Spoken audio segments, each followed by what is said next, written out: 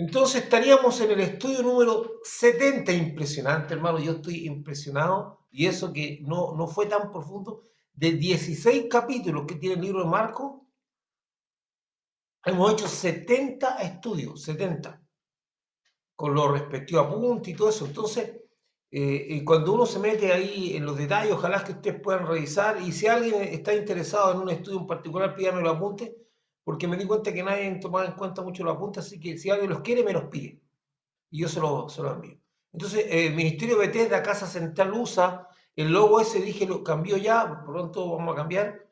Casa de Misericordia significa Bethesda, Ministerio Bethesda, Viña del Mar, con el pastor Samuel Reina. Entonces, serie el Evangelio de Marcos 70, estudio 70. Su autor es desconocido, aunque una tradición como esa se lo atribuye a Marcos, el sobrino de Bernabé, y relata, es uno de los más cortos evangelios, y relata desde el bautismo de Jesús por Juan el Bautista hasta su resurrección, que es lo que estaríamos viendo la semana próxima.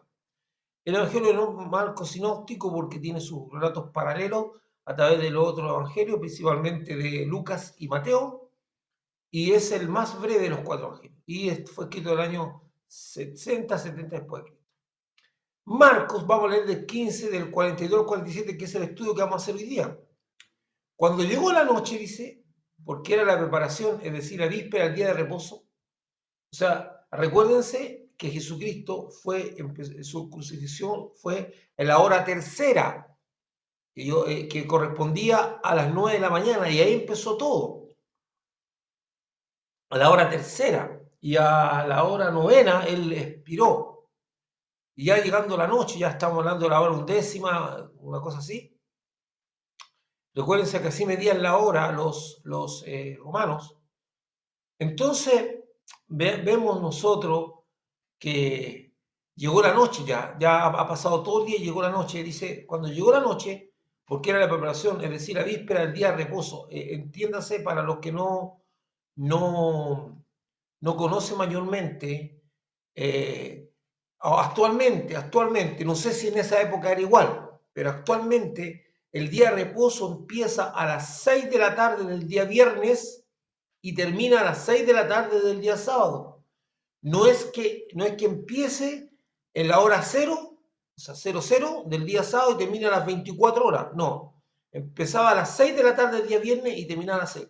Entonces está en víspera del día de reposo, o sea, la gente parte del día de reposo y se empiezan a preparar.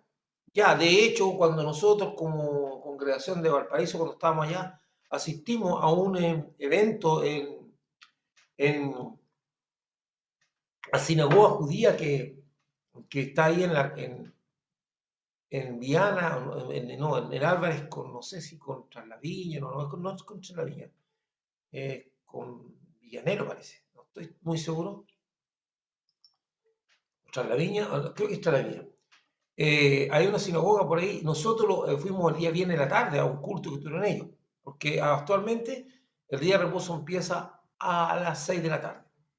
Cuando llegó la noche, porque era la preparación, es decir, la víspera del día de reposo, o sea, horas anteriores, José de Arimatea, miembro noble del concilio, que también esperaba el reino de Dios, vino y entró osadamente a Pilato y pidió el cuerpo de Jesús.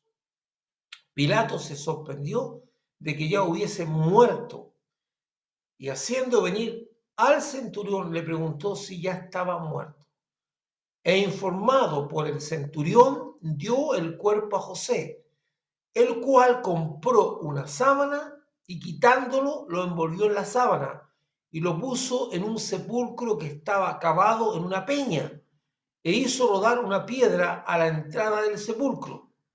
Y María Magdalena y María, madre de José, miraban donde lo ponían.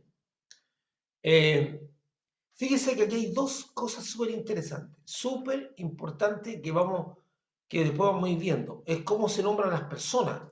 Algunas veces se nombran en función del pariente, del papá, o, o del hijo, o se nombran en función del lugar donde viven. Es súper interesante eso. Entonces, sigamos. mirando esto hacia adelante. Quiero leer el paralelo de este texto que está en Lucas, porque me parece interesante que aporta algunos detallitos que son necesarios para nuestro estudio. Entonces, había un varón llamado José de Arimatea, ciudad de Judá, el cual era miembro del concilio. Miren lo que dice, varón bueno y justo. Este que también esperaba el reino de Dios y no había consentido en el acuerdo ni en los hechos de ellos, fue a Pilato y pidió el cuerpo de Jesús y quitándole lo envolvió en una sábana y lo puso en un sepulcro abierto en una peña en el cual aún no se había puesto a nadie, o sea, nunca había sido ocupado ese sepulcro. Por eso es interesante, porque primero que nada aquí agrega en este texto, en este paralelo, agrega que José de Arimatea era varón bueno y justo. Y entiéndase por bueno y justo, estamos hablando realmente, cuando hablamos de eso, hablamos de una persona que tiene su inclinación a Dios. No es que no haga nada malo, ni es que no sea pecador. No, no, no. Es una persona con un corazón inclinado a Dios que lo hace. Un corazón inclinado a Dios te hace no justificarte a ti mismo tu maldad o tu pecado. Y eso hace también que yo reconsidere mis conductas con respecto a mi prójimo y principalmente con respecto a Dios. Y ese es el detalle de una persona que es injusta, que no le interesa, que peca igual que un pecador, que un justo, pero el justo es considerado justo porque pone su mirada en Dios y no se autojustifica. Eso es súper importante. No es que cuando la Biblia habla de esos conceptos, cuando dice que no era un varón justo, era un hombre bueno, justo, no está hablando de que no era un hombre perfecto y que no pecaba, no, está hablando de que él no se autojustifica en su pecado, sino que su justicia se la encomienda a la misericordia de Dios, su vida. Esa es la pequeña diferencia. Pequeña y gran diferencia. Este que también esperaba el reino de Dios y no había conseguido, dice que añade otro dato, que él participó en el concilio que condenó a Jesús, pero no había consentido en ello. Debe haber sido en lo que se llama actualmente el voto de minoría. Vamos a ver lo importante que hizo José de Arimatea en este voto de minoría. Porque la censura y el acoso, o bullying, como le llaman ahora, asistió siempre. Se manifiesta de distintas maneras. Porque antiguamente las personas con las cuales eran un estorbo las mataban, las mandaban a asesinar así encubiertamente y cosas así. O sencillamente los excluían de una manera más elegantita. Entonces, y quitándolo, lo envolvió en una sábana y lo puso en un sepulcro abierto en una peña, la cual no había puesto nadie. Aquí añade que ese sepulcro nunca había sido utilizado. Era el día de la preparación y estaba para comenzar el día de reposo. Súper interesante porque dice, era el día de la preparación. ¿Por qué dice la preparación? Porque los judíos se preparaban para el día de reposo. ¿Qué se ya preparaban comida para todo el día, para no hacer comida? Se preparaban también ellos, cuando se celebraba el día de reposo, con la intencionalidad, para tener un descanso y además se preparaban para adoración, o sea, para tener un tiempo de intimidad con Dios. Y las mujeres que habían venido con él desde Galilea siguieron también y vinieron al sepulcro, y como fue puesto su cuerpo, también, y vieron el sepulcro y cómo fue puesto su cuerpo. O sea, una pregunta, ¿y cómo fue? Y vueltas prepararon la especie aromática y ungüento y descansaron el día de reposo conforme al mandamiento. Y eso es súper importante porque no tuvieron tiempo para ungir el cuerpo. Y ungirlo era echarle ungüento, especie aromática y prepararlo para la sepultura, que era una forma de darle el último adiós, una forma de mostrar, porque el cuerpo estaba muerto, no va a sentir que estaba limpio, no va a sentir que estaba olorosito, nada de eso. Pero es una forma de rendir un homenaje de aquellos que son sus parientes o cercanos en una demostración de amor, ¿verdad? Jesucristo ha fallecido y normalmente los crucificados por la autoridad romana eran dejados por días en la cruz. De hecho, generalmente los crucificados por los romanos, que tenían una crueldad tremenda, bueno, no es que tenían una crueldad tremenda, en esa época todos los ejércitos eran así. O sea, todos los reinos que conquistaban para subyugar a los pueblos conquistados lo hacían a través del terror, del miedo, de lo que les podía pasar. Entonces los romanos tenían la costumbre de poner los cuerpos crucificados durante días en la entrada de la ciudad, o los ponían con filita. Entonces cada viajero que llegaba, o las personas que eran de la ciudad y que transitaban, veían ese espectáculo y se aterrorizaban. Era un espectáculo de terrorismo, de ahí viene de la palabra terrorismo. La palabra terrorismo viene de terror y viene de cuando yo infundo miedo y terror con las acciones y eso me impide actuar. O sea, el terror o el terrorismo, en este caso de los romanos, era causar un efecto psicológico a las personas que le impidiera sublevarse. Entonces, ponían los cuerpos durante el día para evitar la sublevación. Sí, o sea, de hecho, cualquier persona que se erigiera como un patriota, un valiente o un nacionalista que quisiera empezar a actuar para independizarse de los romanos, estaba claro que iba a morir. O sea, no tenía ni una posibilidad de estar vivo si lo capturaban, era muerte. O sea, no había ni una posibilidad. Y muerte bajo tortura, muerte bajo condiciones horribles.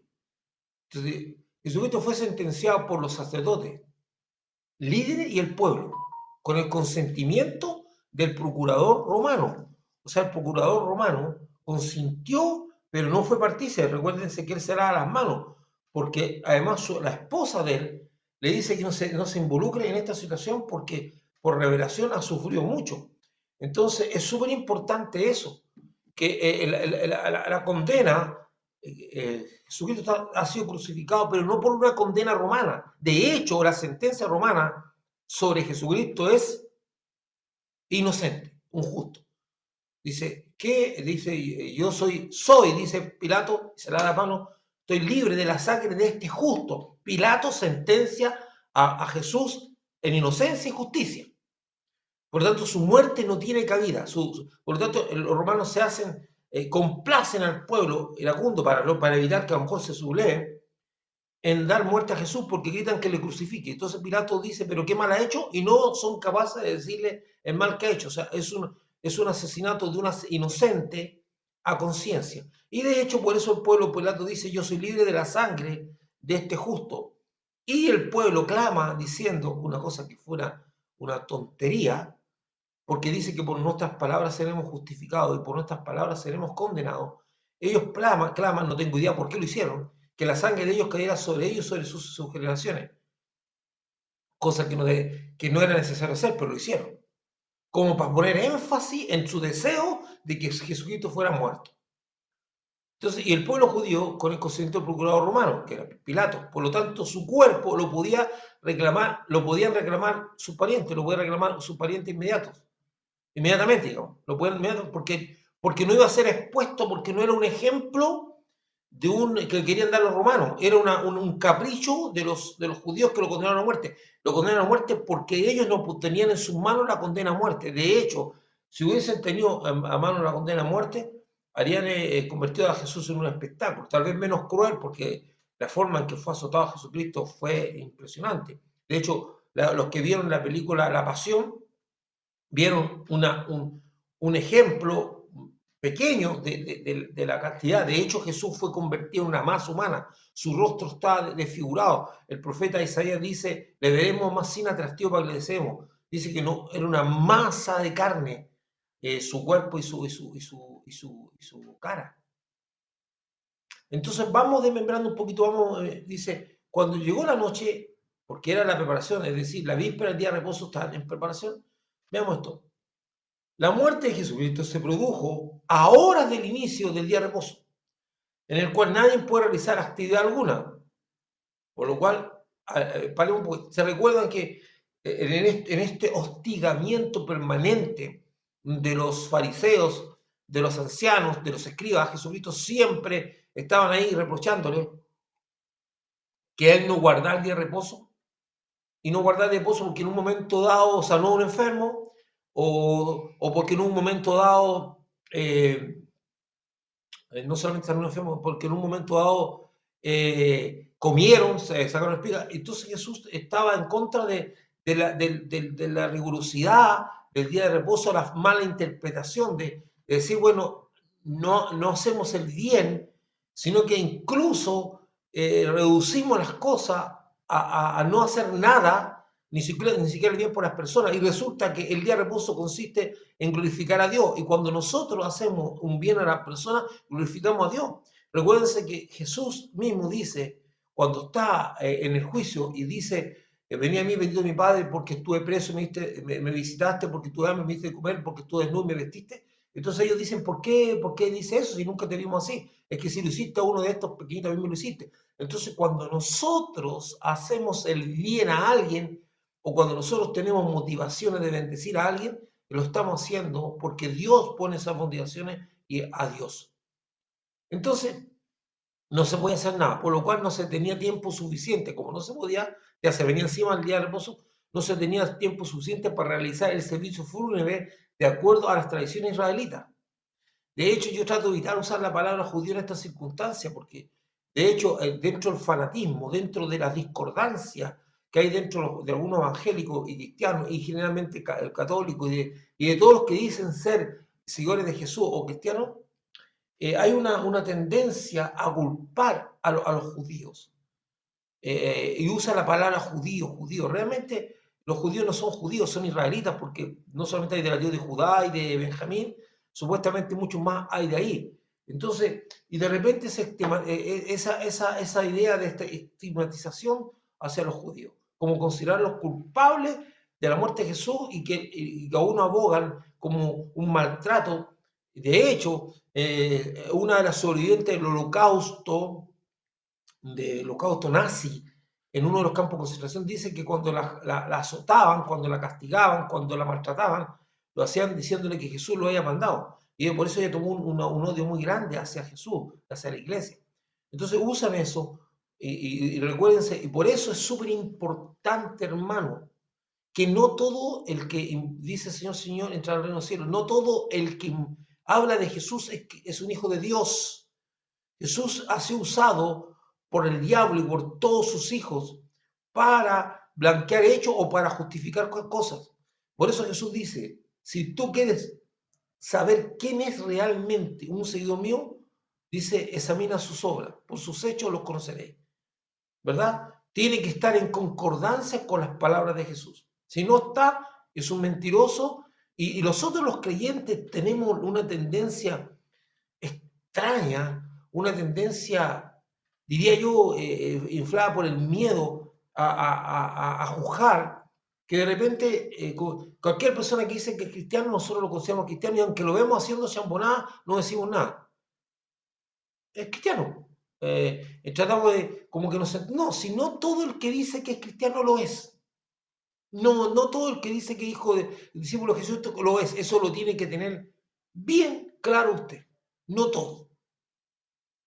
Entonces había premura para sepultar el cuerpo y no quedara colgado, porque después nadie lo iba a sacar de la cruz, por el asunto del día de reposo, que es ridículo, ¿verdad? De hecho, por eso Jesús dice que hay una tremenda hipocresía llevada por interés económico, porque Jesús encara a los fariseos que dicen que no pueden hacer ninguna actividad, pero dicen que su bestia, su burro, su caballo, su bestia de carga, se caía en una zanja y no podía quedar ahí porque se podía morir. Entonces el perjuicio económico era muy alto. Entonces ellos dicen que la sacaban de la zanja y no consideran que eso era un pecado o no consideran que están violando el día de reposo. Entonces la manipulación conforma los intereses. Y eso es lo que Jesús le encara. Dice, ustedes no tienen problema para hacer eso. Sin embargo, cuando yo quiero hacer el bien un día sábado, ustedes me encaran. Eso esa tendencia a ver la paja en el ojo ajeno y no ver la viga, la tenemos todos los seres humanos. Y es lo que tenemos que ir erradicando de nuestro corazón constantemente. Entonces, hacer posteriormente la exequia. ¿Qué es lo que son las exequias? Son las ceremonias. La palabra exequia significa, según la ceremonias religiosas que se celebran por un difunto. Entonces, dice, hacer posteriormente las exequias correspondientes pasado el día de reposo. No podían hacerlo antes. Le alcanzó el tiempo solamente para envolverlo y ponerlo en la tumba. Entonces, vamos un poquito más adelante.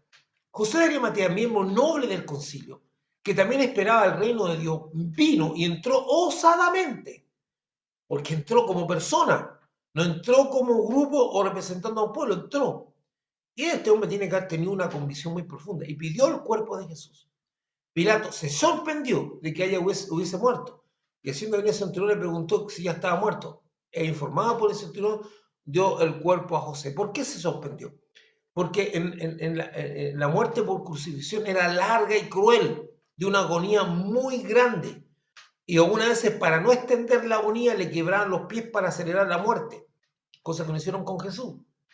Jesús murió prontamente y no tuvieron necesidad de quebrar ningún hueso, según lo ha dicho el profeta, que ningún hueso de su cuerpo iba a ser quebrado. Entonces, veamos. Voy a leer esto mismo en el paralelo de Lucas 23, 50, 56 para enriquecer un poquito. Había un varón llamado José de Arimatea, ciudad de Judá. Aquí dice que Arimatea era una ciudad de Judá. Aquí es interesante porque se asocia a José con la ciudad. Se dice José de Arimatea, o no se dice José padre de, o José hijo de. Aquí se asocia a José como al mismo Jesús, Jesús de Nazaret. No decían Jesús hijo de José, como en otros casos. Ciudad de Judá, el cual era miembro del concilio, varón bueno y justo. Este que también esperaba el reino de Dios y no había consentido en el cuerpo ni en los hechos de ellos, fue a Pilato y pidió el cuerpo de Jesús. Quiero detenerme un poquito. Un pequeño. Si yo le preguntase a usted, ¿qué es el reino? ¿Qué entiende por el reino? Cuando la Biblia dice que somos parte del reino de Dios, ¿qué es el reino de Dios? Jesús gastó o usó todo su ministerio para explicar el reino y nunca lo definió. El reino es semejante a una mujer que pone o que pierde una moneda y la recupera, el reino es semejante a esto, el reino es semejante a... ver, pero ¿qué es lo que es el reino? ¿Qué es lo que es el reino? Jesús nunca lo definió y por eso es súper importante que diga, ¿qué es el reino? Jesús dice, a uno dirán, él aquí viene, el reino viene acá, pero el reino ya está en medio de vosotros. El reino está dentro de vosotros. ¿Qué es el reino? No voy a dar mi opinión personal de lo que es el reino, sino que me voy a colgar de algo muy osado que hizo Pablo al definir el reino. Pablo dijo que el reino de Dios no consiste en comida y bebida, sino que el reino de Dios consiste en justicia, paz y gozo. Esa es la definición, digamos, cortita o concisa del reino. Justicia, o sea, somos justos ante los ojos de Dios. El reino consiste en que Dios nos justificó y ya no nos hace acreedores de pecado. El reino consiste en que somos justos y al ser justos, justificados, justo de que Dios nos hace justos, al ser justo, nos libra de la carga del pecado, del agobio del pecado, de la mochila que cargamos cuando no hemos sido perdonados de nuestros pecados. Y que no es una mochila física, sino que es espiritual, que nos va encorvando espiritualmente y nos va destruyendo. La carga del pecado, que lo representa espectacularmente bien Juan Bulla en su libro El Peregrino, que durante el tiempo que el hombre pasó con una carga, con una mochila, que no se la podía quitar y que esa mochila se desprendió cuando estaba frente a la cruz del Calvario. Entonces, dice, somos justos. Paz, la paz que sobrepasa todo entendimiento y que guarda nuestros corazones en Cristo Jesús. La paz que la gente busca y que es una paz interior, no tiene que ver con una paz relacional, porque tú puedes tener paz relacional y no tener ni una paz interior. La paz es una cosa necesaria que le da estabilidad a un ser humano. La paz es una situación de confianza que te permite vivir la vida en una confianza y enfrentar los desafíos. Cuando no hay paz, me recuerdo que una vez un hombre moribundo, al cual fui a visitar, que no era creyente, que ya estaba muriéndose, literalmente muriéndose. Me agarró de aquí, de la camisa, del cuello, de la chaqueta, en la cama y me empezó a decir y me dijo, le doy lo que usted quiera, pero por un minuto de paz. Yo quedé muy impactado, porque el hombre, y yo le dije, si Dios no se la da, no se la puedo dar yo. Y ahí descubrí, un pequeño paréntesis, ahí descubrí que los cristianos mienten, algunos creyentes mienten cuando le dicen a la persona que aunque usted esté a punto de morir, se puede encontrar, puede arrepentirse y recibir a Dios. No es verdad eso. Llega un punto en que lo que hace Dios es mostrarle lo que le espera. Y empiezan a ver las puertas del infierno abrirse a sus pies. Así como hay creyentes que cuando están en el lecho de muerte ven los cielos abiertos, incluso dice que ven ángeles venir a buscarlos, así también el no creyente, el que nunca aceptó a Jesús, en los últimos suspiros de su vida, lo que ve son las puertas del infierno abrirse. Y hay un gran filósofo francés que dijo, siempre negué que existiera el cielo y el infierno, y ahora sé que existen ambos y que las puertas del infierno se abren para mí, en el hecho de la muerte. Entonces ¿qué es lo que ocurre? Que hago este paréntesis, entonces justicia, paz y gozo. El gozo no tiene nada que ver con la felicidad, el gozo es una condición interna de un estado interior que te permite sentir un placer, un placer espiritual, una confianza, una condición de vida que te favorece. Entonces, cuando yo le pregunto a usted, ¿qué es el reino? Porque usted, lo que está esperando es el reino, tiene que tener claro qué es el reino. Y el reino para usted, si lo resumimos, porque si usted quiere estudiar más profundamente el reino, tiene que irse al Evangelio y ver cuando Jesús dice el reino es semejante a esto o es semejante a esto otro, el reino es semejante a acá. O sea, tiene que tener claro qué es el reino. Y es triste porque muchos cristianos ni siquiera saben de qué son salvos. Muchos cristianos dicen, no, el reino no consiste ni en comida ni bebida, sino en justicia, paz y gozo en el Espíritu Santo. ¿Verdad? Entonces, ¿por qué hago este detalle? ¿Por qué hago esto? Porque ahí dice que José de Arimatea era un miembro del concilio, varón bueno y justo, el que también esperaba el reino de Dios.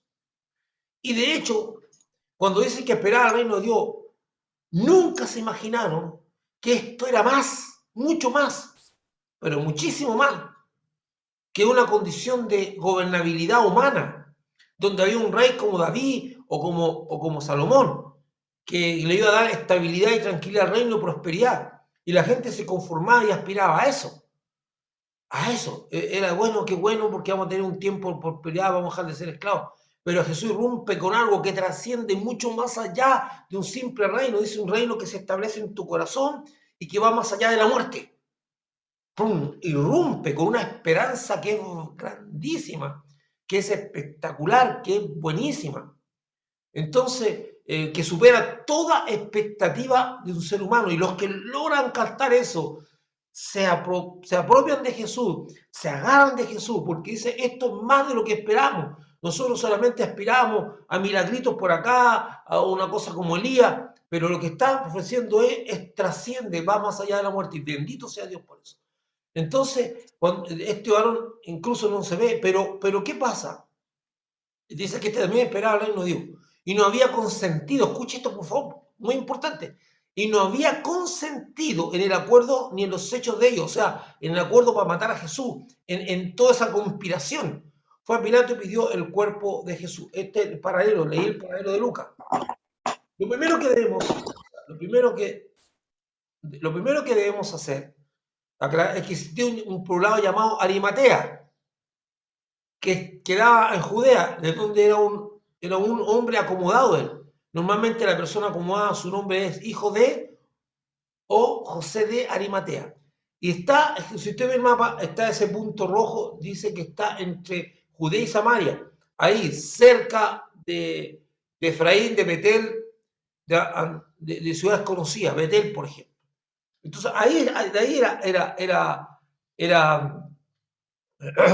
José, y quedaba un poquito distante, no muy distante, hacia abajo de Jerusalén, quedaba Jerusalén, quedaba Ramá, y estaba más abajo Belén. No era muy distante, era una aldea no muy distante, entonces por eso él podía estar en el concilio fácilmente.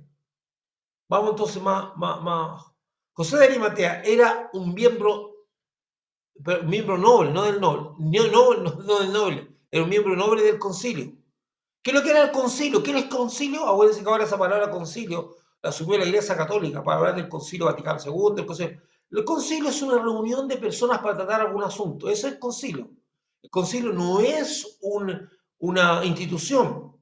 El Sanedrín sí. El Sanedrín es una institución. El concilio es una reunión particular del Sanedrín. Y hubo un concilio con el propósito, una reunión, para tratar el asunto. ¿Qué asunto era? Sacarse de encima a Jesucristo y condenarlo a muerte. Que se juntó para traer el arresto de Jesús. Él fue parte de ese concilio. De José de Arimatea podemos decir dos cosas que nos dejan una enseñanza súper importante. Veamos. Primero, que la Biblia dice que era un hombre que también esperaba el reino de Dios. Ya expliqué que el reino de Dios es justicia, paz y gozo, por lo menos. Es una definición muy acotada, porque Jesús ni siquiera se atrevió a definirlo porque es tan grande el reino. De hecho, Jesús dice que quién es el sabio entendido en el reino de Dios y hace una explicación. Dice que habla sobre el reino semejante a un hombre que salió, que tuvo una viña, la plantó y la arrendó a uno hombre y usted conoce la historia. Entonces va poniendo ejemplo. Entonces, él esperaba el reino, dice, lo que significa que era un hombre de fe y que tenía una gran expectativa del cumplimiento profético de la manifestación del reino de Dios. Y era exactamente lo que Jesucristo predicaba. Es muy probable que haya sido un seguidor activo de Jesucristo y hasta podría decir un discípulo. José de Arimatea, pero José de Arimatea tiene algo que lo hace espectacular, un personaje no muy tratado, mire. Entonces él tenía una expectativa del reino, era un hombre de fe, y un hombre sencillo, un hombre de bajo perfil, que no sobresale, que no está ahí, pero un hombre que tiene claro y valiente, valiente. ¿Por qué? Segundo, José de Arimatea era un hombre valiente y de convicciones, que no tuvo miedo. No había consistido en el acuerdo de ellos, ni en los hechos de ellos. No había consentido esa palabra bíblica, en el acuerdo ni en los hechos de ellos. ¿De quiénes? De los ancianos, de los sacerdotes y los escribas. ¿Para qué? Para matar a Jesús. Para no consentir tiene que haber dado su voto de disidencia o su opinión, decir, esto no está bien. Y está hablando a un grupo de personas que se le puede haber ido encima, probablemente se le fueron encima. Pero él tuvo valor que muchas veces le falta a los cristianos, a los creyentes. Tuvo el valor para decir, yo no estoy de acuerdo con esto. Esto que se está haciendo aquí, entonces dice, no consintió con el acuerdo de ellos. Entonces muchas veces hay cristianos que se avergüenzan de Jesús, lo que podía costarle el repudio del resto del liderazgo religioso. Y ojo, porque hablamos del acoso, que yo obviamente digo acoso y no bullying, hablamos del acoso, la persecución, entonces estamos hablando de la cancelación, cuando te eliminan de todas las posibilidades de comunicarte con otras personas, la cancelación, hablamos del hecho de la aniquilación y de la persecución. Ahora es muy típico porque por las redes sociales, por las cosas que se hacen, y en los grupos como en los colegios, que esto se ha desatado, pero en ese tiempo este acoso y el bullying no estábamos exentos, porque habían sicarios que eran contratados cuando alguien molestaba, los otros iban y lo asesinaban. En la antigüedad las cosas no se hacía bullying, se asesinaba. Y si tú empiezas a revisar la historia de Roma, empiezas a revisar la historia de Israel, empiezas a revisar la historia del pueblo antiguo, ellos no hacían bullying, era muerte al tiro. Inmediatamente eran muertos. Así se actuaba en esa época. O se preparaban trampas para dejarlo muy mal ante la sociedad, cosa de aniquilarlo social y políticamente. Bueno, aún sabiendo eso, José de Arimatea se opuso. Fue la voz disidente. José de Arimatea nos deja una enseñanza clara. Debemos identificarnos con Jesucristo aunque estemos rodeados de personas que son enemigas del Evangelio y el mismo Jesús dice, porque el que se avergonzare de mí y de mis palabras, de este se avergonzará el Hijo del Hombre cuando venga en su gloria. Entonces, o tenemos una identificación, aunque todo, y en estos tiempos eso es súper importante porque nosotros los creyentes tenemos que tener una identificación clara porque hay una odiosidad, hay una ira, los demonios han tomado la vida de las personas de tal manera que manifiestan su ira, su odio. Tú ves cosas tremendas. tremenda, ¿sí? Hay una odiosidad, un resentimiento que está enfermando a la sociedad. Y si tú hablas de Cristo, puedes caer en esa persecución. Pero no debemos dejar de orar, porque las palabras de Jesús son vida. Y más de alguna persona va a adquirir esa vida cuando escuche. Vamos un poquito más, a Marco un poquito más. El cual compró una sábana y quitándolo, lo envolvió en la sábana. Entonces, antes de seguir, lo primero que tenemos que hacer es que de estos textos sacamos una enseñanza clara.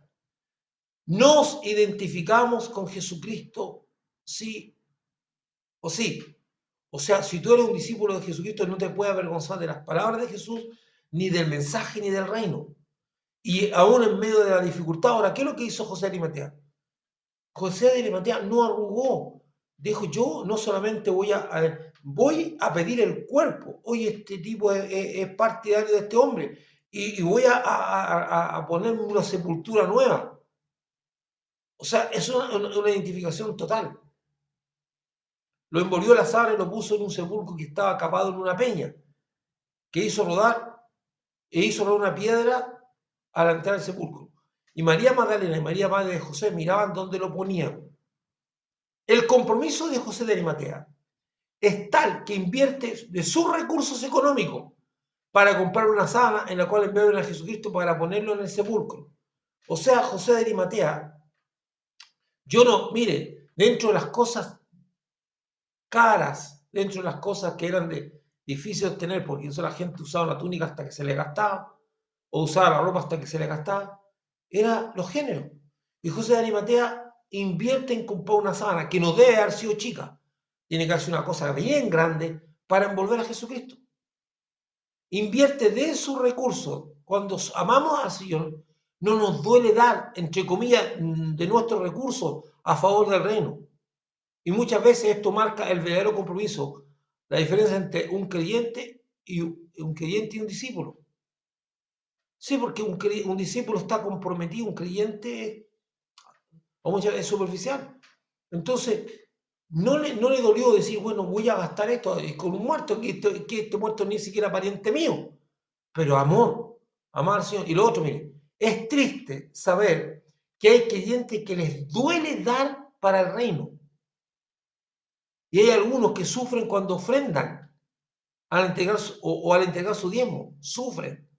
José de Arimatea actuó con humildad y compromiso. El compromiso de José de Arimatea llega a poner un sepulcro nuevo de su propiedad, que está en un huerto y que fue labrado en la roca, lo que significa que era un sepulcro de alto costo. Está hablando de que fue labrado en la roca, o sea, se hizo una cueva, o sea, un sepulcro que no tenía cualquier persona. Este hombre era un hombre muy pudiente, primero que nada, que puso su recurso. Entonces, es triste, y yo conozco ese tipo de creyentes también, que tienen una serie de conflictos para entregar sus ofrendas o sus diezmos. Sufren mucho y les duele el hacerlo. Pero aquí estamos hablando de un compromiso. El compromiso de José de Arimatea. A todo esto, cuando hablamos de sus bienes, los bienes no son de nosotros, son de Dios, ¿verdad? El gobierno llega a poner un sepulcro nuevo. Ahora, lo que me extraña a mí de este sepulcro, me llama mucho la atención, y me extraña mucho, es que este sepulcro está en un huerto, mano. Ahí se labra. Es un lugar muy especial donde fue sepultado Jesucristo. Porque era un huerto. De hecho, hay un momento en que Juan creo que dice que hay unos labradores, estaban labrando, y que en una roca, no en la tierra, en una roca, había sido puesto Jesucristo. De hecho, los israelitas tienen la tendencia que el cuerpo no puede estar en la altura, tiene que estar en contacto con la tierra.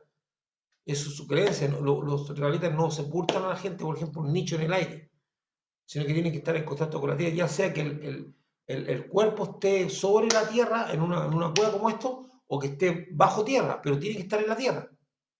Entonces, él llega a un punto en que un sepulcro que le haya comprado y que no tiene que haber sido caro porque dice que fue labrado, o sea, esa gente no sé, a cincel, a martillo, a pala, a picota, a chuzo, no tengo idea, pero en forma manual empezó a hacer un hoyo en la roca hasta formar una cueva. Y además la roca La puerta, la puerta del sepulcro era una piedra que se giraba, que también fue preparada para tapar el sepulcro. O sea, era un sepulcro de muy alto valor. Quizás cuánta gente trabajó en eso y cuánto se costó. Y nuevo, y nunca se ocupó y dijo, este sepulcro para Jesús. Eso se llama amor y compromiso. Donde no me duele usar de mis recursos para el reino. Cuando aquel que nos dio todo, debería obtener todo de nosotros también. Entonces era un sepulcro de alto costo. Y encima, aquí José está arriesgando el todo. Primero, comprometió sus recursos, está comprometiendo su persona, porque puede ser repudiado por seguir a Jesús. Mientras todo el pueblo condena a Jesucristo, él va a pedir el cuerpo de Pilato y él se opone en el Sanedrín a esta chambonada, a esta cosa, se opone abiertamente, no lo oculta, dice que se opuso a lo que estaban preparando ellos. Pero como era el voto de minoría, salió, pero tuvo el valor para decir esto no corresponde ni es de Dios, el voto de minoría. Y después dijo, yo voy a ir a pedir el cuerpo de Jesús. Y ahora, ¿dónde? Voy a ir y compró una sábana, invirtió de sus recursos para el Señor, por amor a Jesucristo. Y después dijo, yo tengo un sepulcro preparado para mí, para mi familia, de muy alto costo, que nunca se ha ocupado, lo entrego para el Señor. O sea, un hombre impresionante, muy calladito, de muy bajo perfil, que nadie sabía nada de él, pero súper comprometido. De hecho, diría yo que José de Arimatea es más comprometido que Nicodemo. Ambos estaban ahí, pero están muy comprometidos. Y eso nos demuestra. ¿Y quién sabe algo de José de Arimatea? ¿Qué sabe más? Es interesante, hermano. El compromiso con Jesucristo también lo reflejan las mujeres, que se mantuvieron expectantes al envolver a Jesucristo para su rápida sepultura por causa del día de reposo y que posteriormente al día de reposo fueron muy de madrugada a terminar de preparar el cuerpo, amor y compromiso. Con esto yo termino. Amor y compromiso. Y muchas veces nosotros debemos cuestionar nuestro compromiso porque estamos tan contaminados y algunas veces tan alejados de la palabra, y lo incluyo a todos, yo no me estoy tan contaminado que de repente empezamos a perder ese compromiso con el Señor. Y el compromiso, hermano, no se ve, es que yo voy a ir a participar en una campaña de evangelismo y voy a ir a hacer esto y voy a ir para allá. No, el compromiso se ve en los detalles, en las pequeñas cosas, en las pequeñas y grandes cosas también. Entonces José de Arimatea se metió la mano al bolsillo y compró la sábana.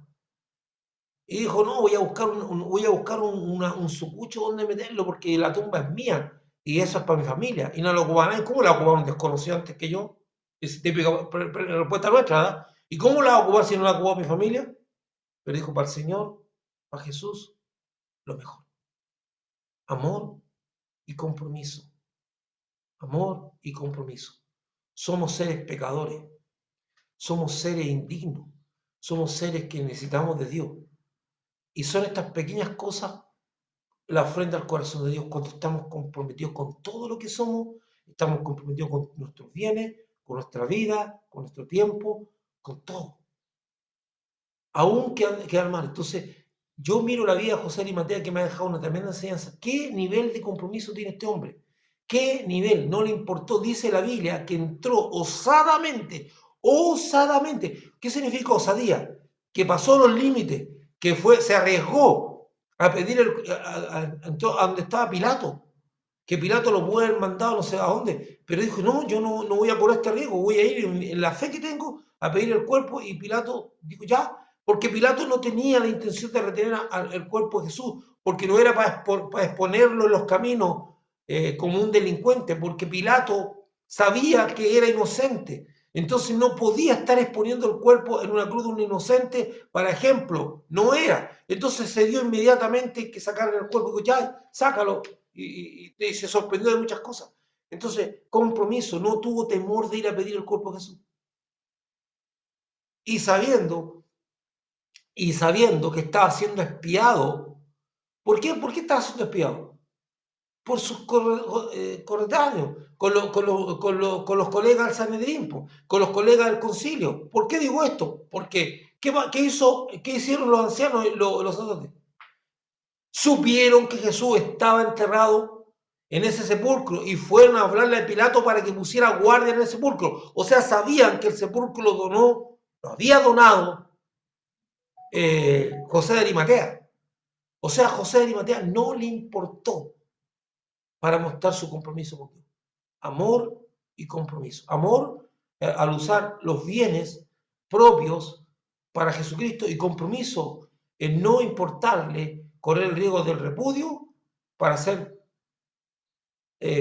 para mostrar que él estaba con Jesús. Mi querido hermano, hasta aquí llega la exposición que tenemos para hoy día.